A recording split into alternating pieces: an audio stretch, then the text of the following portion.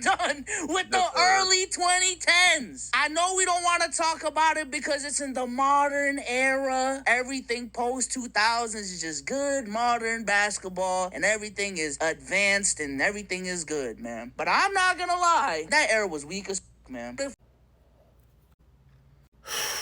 He said the early 2010s was weak as fuck. So the early 2010s, I'm assuming, is from 2010 to like 2013, 2014, right? You had James Harden. He was already doing step backs, crazy scoring. Like, he was already starting that shit before he went even more crazy. You had Derrick Rose, still the youngest MVP to this day in the NBA history. You had Chris Paul. Chris Paul was doing this thing. You had the 2014 Spurs. And not only did they beat Miami in the finals, they whooped their asses bad by a record margin. Whoop they asses bad. Also had the Indiana Pacers. They was stacked. Yo, bro, I be really wondering, when y'all talk about sports, do y'all research the shit that y'all talk about before y'all say it, or do y'all really think about the shit y'all about to say? Because, bro, no bullshit, it only takes a couple seconds to just research everything I just said. How could the early 2010s be the weakest era when everything you see now, that was the beginning of it? Making announcements that some people probably look at as a bad move, but they know for a fact it's probably the best of their interest. Step backs, plenty of them. Trying to find an NBA player that's going to be a superstar within the first 3 to 4 years in their career.